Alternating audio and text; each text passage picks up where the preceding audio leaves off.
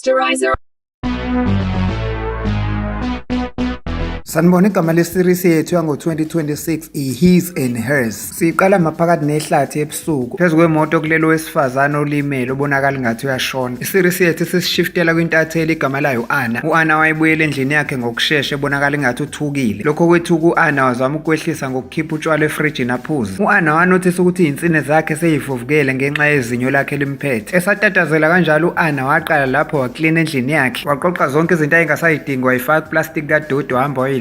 U-Anna wayehamba ecabanga ukuthi yonke into efihliwe iyogcina ivelile. I-series yethu sisishiftela kuJack owayeyiphoyisa. uJack wayehlala nomshanakhe uMag nodadewabo omncane uZoe. uJack wavuka wadrive wahamba waya emsebenzini. Emotweni kaJack wangena iphoyisa lesifazane ayesebenzisana nalo ekuthiwa uPriya elamtshela ngesinye isidumbu somuntu wesifazane esitholakala ehlathini. Basuka khona lapho uJack noPriya baye endaweni yesigameko. Ngaleso sikhathi u-Anna naye wenza i-research ngalo leli cala kwi-social media ngesikhathi evakashela udokotela wamazinyo. Udokotela watshela u-Anna ukuthi alikhishwe izinyo u-Anna wanqaba. Wathi kunokuthi likhishwa ngamaphilisi eyinhlungu okungcono. Wasuka kudokotela u-Anna wahamba esiya emsebenzini wakhe. Abese nonyaka wonke engaye khona abesebenzela khona njengentatheli. Esenyuka ngey'tebhisi u-Anna wahlangana noLexi Jones owayesebambele u-Anna emsebenzini wakhe emva kokunyamalala ka-Anna. U-Anna wahamba waze wafika e-ofisini lebhosi yakhe uJim. U-Anna wayesezofuna back umsebenzi wakhe kuJim. Etshela uJim ukuthi uzoba yi-field reporter, intatheli ecoshela iy'ndaba ngokuphumela ngaphandle. Ethi uzolicover up lolu daba lokubulawa kwalo muntu wesifazane esendaweni yangakubo eDalanega. Ethi u-Anna futhi unesiqiniseko sokuthi lo muntu obulewe umuntu wesifazane womlungu. Phezu kwalokho kungabaza kwakhe uJim wagcina emvumela u-Anna ukuthi abuye back emsebenzini. U-Anna ngokufuna ukupay revenge kuLexi lo wade ehlangana naye etebhisini wathi ufuna ukusebenzisana nomkhwenyana kaLexi igama lakhe uRichard abe ucameraman wakhe. Endaweni yesigameko iphoyisa uJack noPriya bathola ukuthi lesidumbu salo muntu wesifazane sikwazwa amanxeba amaningi esifubeni nasesiswini okwaphinde kwabadedisa ukuthi umbulali ushiye ebhale imessage eyinzipheni zalo muntu wesifazane. uJack waqoqa lonke ithimba lamaphoyisa ayelapho wabatshela ukuthi ucela bangaqali batshela umkhwenyana walo muntu wesifazane obulewe. Ethi uJack ngoba lolu daba ufuna ukuqala ngokulihandlisha yena personal. Wathi futhi makukhona othola ifoni yalo muntu wesifazane obulewe akayilethe kuyena. uPriya wabuya wazokhombisa uJack la kade kuhamba khona izicathulo zamaboots. Ethi uyasola ukuthi lawo maboots bekuwawo umbulali. Ethi lo omunye okubonakala ngathi ubehamba ngeenyawo engena izicathulo bekuyilo wesifazane obulewe. Kodwa uJack watshela uPriya ukuthi angaqala ajaje izinto ngokuyicabangela. Ekuhambeni kwesikhathi u-Anna naye wafika lapha endaweni yesigameko wahlangana noRichard umkhwenyana kaLexi lo kade efuna ukuthi abe ucameraman wakhe. U-Anna waqala wamela ngemuva ebuka inqwaba yey'ntatheli ezayixina uJack ngembuzo. uJack wathi ey'ntathelini amaphoyisa aseLomkhini Police Station afoneliwe umuntu owu-anonymous obatshele ngesidumbu somuntu wesifazane otholakala ehlathini laseDalanega. Ethi noma lo muntu wesifazane engakaziwa ukuthi uwubani. Ethi kusenziwa nophenyo ngendlela abulawe ngayo ukuthi ubulawe kanjani. uJack wathatha iphoyisa uPriya bathi sebehamba wavele wamiswa u-Anna emmemesa ebuza kuJack ukuthi uqinisile ukuthi lo muntu wesifazane ushonile kamasi. uJack wethuka wabheka emuva wabona u-Anna akangaphendula waqhubeka nokuhamba. uPriya wasale eyibuza ukuthi kungani u-Anna ebuza uJack lo mbuzo ambuza wona. Kodwa uJack kunokuthi aphendule uPriya wavele wamtshela ngomunye umsebenzi ekumele awenze uPriya. Ethi uJack ngoba naye khona into asafuna ukuyoyenza njengamanje. Sebesuka kwi-crime scene u-Anna wathatha uRichard waya naye kwi-restaurant esaqhubeka nokumfensa. Kanti ngaphandle uJack wayehlele emotweni yakhe edla ubhanana wayebabukela kude. uJack wafonelwa uBarnes elinye iphoyisa elaluwusheriff. Lathi kuJack lo muntu wesifazane obulewe igama lakhe uRachel Hopkins kanti igama lomkhwenyana wakhe uClyde. uJack wayinqamula leyo phone call mayebona u-Anna noRichard bephuma e-restaurant sebehamba beye ehhotela wabalandela. E-reception yasehhotela uJack wafica enye intombazane eyi-receptionist ayaziyo wayicela ukuthi imuphe i-room number ka-Anna. Babenza ucansi ngaphakathi uRichard beno-Anna kuleyo hotel room. Wathi mayezwa leyo msindo wabantu abaheva uJack wavele wacasuka. Wavele wabhaqaza kakhulu umnyango ewushaya uJack wasuka lapho wahamba. Wathi mayevula umnyango u-Anna wabona uJack eseyosithele sehamba. U-Anna wayesethukile wayesetatazela eseqoka eselungiselela ukuhamba. uRichard wambuza ukuthi kwenze njani. u-Anna watshela uRichard ukuthi empeleni uJack umkhwenyana wakhe ashade naye. Esengaphandle uJack wafonela iphoyisa uPriya. Ethi uJack kuPriya akenze research ngoRichard. u-Anna yena wahamba eseyendlini kama wakhe. Nokwathi mayengena u-Anna kwaqathaka inye isethi yokhiye ingasemnyango. Ngaphakathi endlini u-Anna wafica ukuthi uma wakhe u-Alice ulele ubuthongo kusofa. Wathi mayephaphama u-Alice walithola ukuthi indodakazi yakhe u-Anna wajabula wamhaga. Emva kwesikhashana kwafika lona iphoyisa uJack ezochecka yena umama u-Alice ukuthi waphuza ngendlela namaphilisi akhe. Umama Alice wakujabulela ukubona uJack emhaga, kodwa u-Anna wacasulwa ukufika kukaJack. uJack wabizela u-Anna eceleni embuza ukuthi ubungimemezelani ungibuza ukuthi lesidumbu ngiqinisile ukuthi angisazi ukuthi esikaba. uJack waxwayisa u-Anna emtshela ukuthi angayifaki endabeni yaleli cala. u-Anna waphusha uJack ukuthi akakhuluma iqiniso. Ethi u-Anna futhi ubuqambele intatheli amanga ukuthi awazi lo muntu wesifazane ubulawe kanjani kodwa uyazi ukuthi ugwaziwe. uJack wagcina evumile ku-Anna ukuthi igama lomuntu wesifazane ubulewe uRachel Hopkins. Ethi futhi uJack ku-Anna ngiyazi ukuthi nina noRachel beniyabangani. Ethi uJack kodwa Anna ngiyacela lolu daba kwamanje awulenze libe yimfihlo ungalitsheli umuntu, wavuma u-Anna. Kodwa uJack no-Anna badidiswa ukufika kamama u-Alice ngesikhathi ebuza iphoyisa uJack ukuthi ufike nini kodwa bekade embingelele zemhaga. Lokho kwamdidisa u-Anna. uJack waze wathatha u-Anna wathi abayokhulumela ngaphandle. Nokuyila uJack atshela khona u-Anna ngoma wakhe ukuthi umama Alice watholakala ehamba emgaqweni ngey'ntatha ngo-2 ekuseni engagqokile ephambanelwa ikhanda. uJack waqhubeka watshela u-Anna ukuthi uma wakho kunokuthi isimo sakhe sibe ngcono siya ngokuya siba wesi ngoba nesibhedlela kasifuni. Ethi uJack ngoba nawe Anna ubusunyamalala unyaka wonke wahamba wayohlala e-Atlanta washiya uma wakho yedwa. Eqhubeka uJack ethi nawe Anna ngakufuna unyaka wonke ngaze ngalahlekelwa nawumsebenzi wami ukuba udetective endaweni yase-Atlanta ngifunana nawe, ingakho nami ngaze ngamuvela la endaweni yase-Dahlonega. Baqala lapho baphikisana baze baxabana waze waduba u-Anna wabuyela endlini. uJack naye wasuka lapho wahamba waya emakhazeni la afica khona liphoyisa lesifazane asebenzisana nalo uPriya ekanye nodokotela wesifazane wezokuhlonzwa kwey'dumbu uDr Turner, okwakuyena owayehlonza isidumbu sikaRachel oshonile. uDr Turner wachazela lamaphoyisa uJack noPriya ukuthi uRachel wayegwazwe amanxeba awu-39 ethi ney'nzipho zayisiko ezahlukaniswa nemino zasey'namathisela. okwafika kwadidisa futhi okwashiwo uDr Turner ukuthi kwatholakala nesperm noma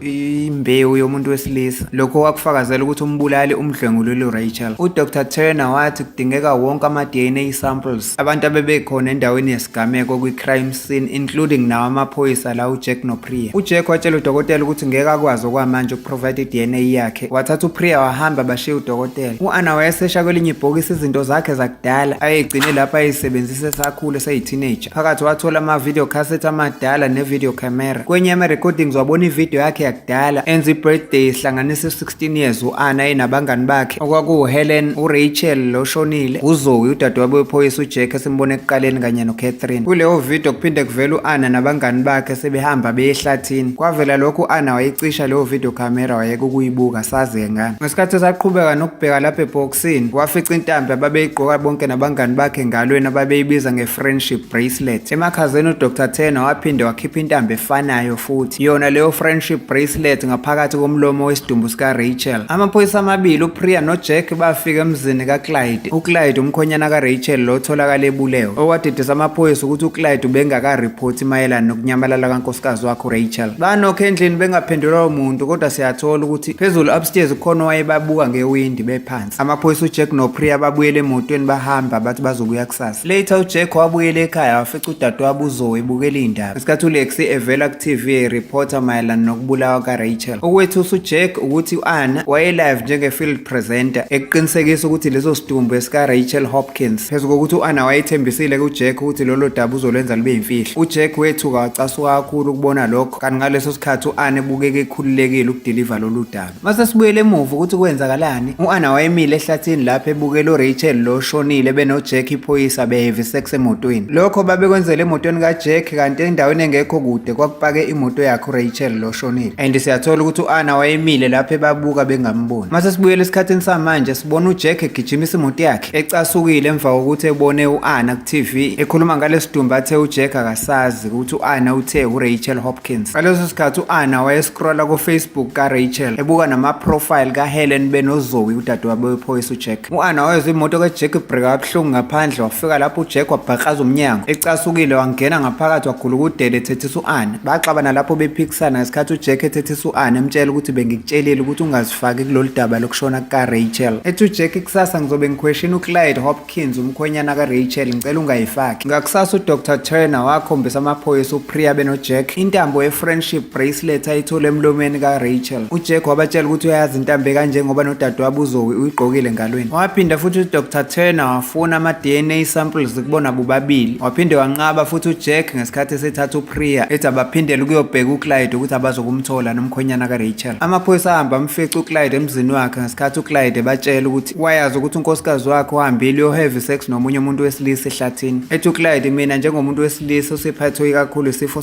senhliziyo. Angisenawo umdlandla wokunelisa unkosikazi wami embhedeni, ingakho bese ngimvumela ukuthi naye angaphumela ngaphandle. Ethi uClyde sasivumelene noRachel ukuthi as long lokho engezokwenzela la ekhaya. Iphoyisa lesifazane uPriya wagxeka uClyde ngokuvumela into enjengaleyo ethi kwakubudedengu. Embuza ukuthi uyazi ukuthi wayeyolala noba uRachel ehlathini. uClyde wathi emaphoyiseni akamazi ukuthi uRachel wayekade nayiphi indoda ngalobu busuku abulawa ngayo. Ethi uClyde mina ngalolo suku ngangihambela nenja yami ngenandaba nokwenziwa uRachel. uClyde waze wenza ubufakazi ngokubadlalela iCCTV camera yangalolo suku. Ngesikhathi uClyde ebonakala ehamba nenja yakhe emva kokuhamba kukaRachel. Kuleyo camera footage uPriya wanotice ukuthi uRachel wenze iphone call ngesikhathi esehamba. uClyde wakufakazela ukuthi iphone kaRachel namanje ise-on ngoba mayifonela iyaringa ukuthi ingabanjwa umuntu. uJack wa-advise uClyde ukuthi akayeke ukufonela leyo phone ngoba lokho kungasheshe kuqeda ibhetri igcine isicishile iphone bese kuba nzima ukuyi-track. uClyde waqinisekisa ukuthi ngisho ngathi ubani lo muntu owafonela uRachel esehamba la uyena qobo lowo muntu owayefonelwa owabulala uRachel. Waqhubeka uClyde wathi uRachel ubebuya angakwazi ukukhuluma kahle nomuntu okwakungenza umuntu ongamjwayela uRachel ukuthi ubehave kanjani agcine emlimazile noma embulele. uJack wamangazwana ukuthi uClyde wazi kanjani amanxeba okugwaza kaRachel ukuthi awu-39. wabuye wakhumbula ukuthi kungenzeka ukuthi u-Anne ubatshelile during i-interview. Esehamba amaphoyisa uClyde wawatshela ukuthi uyacabanga ukuthi uHelen Wong owesifazane owu-principal esikoleni eSt Hilary obe umngani kaRachel uyazi ukuthi yiphi le ndoda eyayiyohlangana noRachel ehlathini ngalobo busuku abulawa ngabo. Ngaleso sikhathi u-Anne wafika esikoleni eSt Hilary ngesikhathi u-Anne efonela ibhosi yakhe uJim emazisa ngengxoxo abenayo noClyde umkhonyana kaRachel oshonile. uJim wayenoLex ngesikhathi bebuke ireport ka-Anne ku-TV. nokuyilokho kwathusa kakhulu uLex ukuthi umkhonyana wakhe uRichard usesebenza njengocameraman ka-Anne okuyinto abengayazi. Ngakwelinye isayidi iphoyisa uJack wayezama ukufonela uHelen kodwa ifoni kaHelen yayithi ibhizi ngoba uHelen ngaleso sikhathi wayekade ekhuluma noClyde efonini. Bobabili uHelen noClyde befisa ukwazi ukuthi ngabe yini esefonini kaRachel loshonile. Kwakubonakala sengathi uHelen benoClyde khona enye into abayaziyo abangafuni ukuthi itholakale efonini kaRachel. Ingakho uHelen atshela uClyde ukuthi akaqhubeke nokufonela le phone khona ezoyisheshisa ukuthi isheshe iphelelwe ibhetri. uClyde wenza lokho ayekutshelwa uRachel waqhubeka nokufonela ifoni kankosikazi wakhe oshonile. Kodwa kwenzeka okwakungalindelekile ifoni kaRachel yavele yakhala phakathi kwama-seat emoto kaJack iphoyisa. Naye uJack wayengayazi ukuthi isemotweni yakhe kodwa wayethuswa ukuthi isafonelwa uyena lo Clyde othe angayifoneli. Wathi mayebona kuza imoto kaPriya uJack washesha wayifihla leyo phone kaRachel. u-Anna wangena ngaphakathi esikoleni samantombazane eSt Hilary wazikhumbula kudala mhla ezoqala ukufunda kule sikole lethe uma wakhe uAlice. Kanti futhi siyathola ukuthi uAlice uma ka-Anna wayesebenza kubo kaRachel lo shonile. uAlice wayesebenza njengecleaner yakulowo muzi. uAlice siyathola ukuthi wacela uRachel ukuthi babe abangani no-Anna ngesikhathi emlethe esikoleni. Kodwa siyathola ukuthi la mantombazane abelungu uRachel noZoe noHelen abamthandisisanga u-Anna singaze noma ingoba wayeumuntu omnyama yini. Kwelinye isayidi iphoyisa uJack siyambona edrive imoto egijima efuna ukuyohlangana noHelen. Emotweni uPriya wayetshela uJack ukuthi uHelen kumele bayomhlaba ngembuzo. Ethi uPriya ngoba ku-obvious ukuthi uRachel ubulewe yilo muntu akade ejola naye. Ethi uze wamkhipha ngisho inzipho for ukususa ubufakazi be-DNA. uJack wayesezizwe se-under pressure wagcina evumile kuPriya ukuthi uyamazi uHelen ngoba uHelen ube umngani kadadewabo uZoe. Ethi no-Anna futhi bonke bebe abangani begqoka leya friendship bracelet. Ethi uJack kuPriya futhi okunye bengingakutshelanga khona u-Anna unkosikazi wami. u-Anna esikoleni eSt Hilary wagcina efikile kuprincipal owayewumngani wakhe kudala uHelen Wong. u-Anna ebuza kuHelen ukuthi kwakuwubani lo makhapheni kaRachel ayohlangana naye ehlathini ngaloba busuku abulawa ngabo. Kodwa uHelen wavele wacasuka engafuni ukutshela u-Anna impendulo. Lokho kwamenza waba nensolo kakhulu u-Anna. u-Anna esola uHelen ukuthi kungenzeka ukuthi khona into ayifihlela amaphoyisa. Kodwa uHelen watshela u-Anna ukuthi ubengakaze akhulume namaphoyisa yena. Nokwathi lapho uHelen mayebala igama likaJack u-Anna wavele wabona ukuthi ngcono ahambe.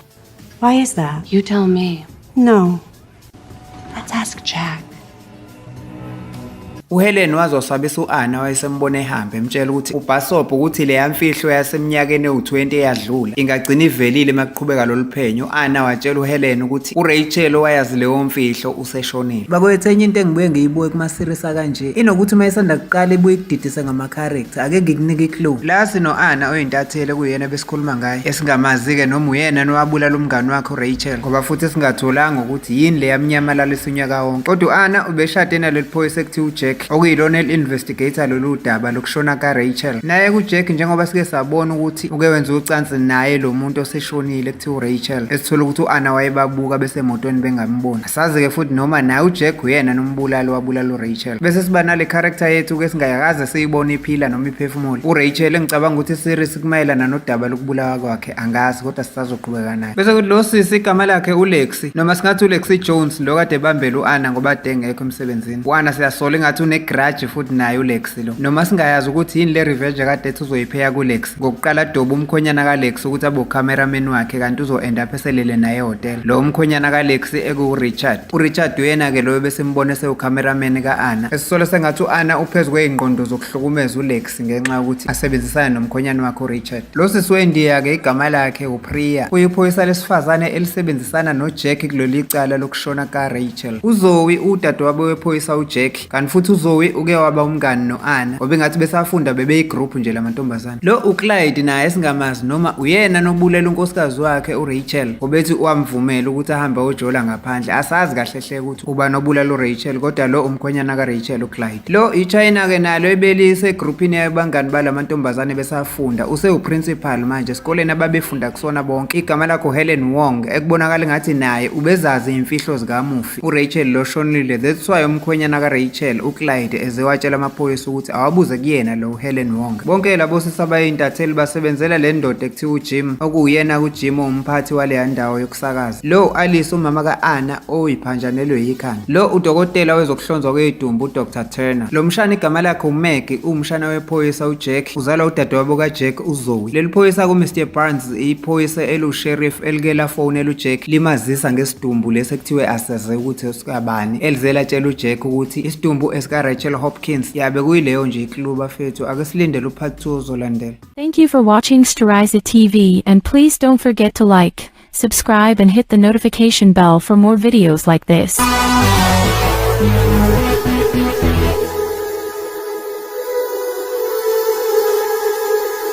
Storiza TV.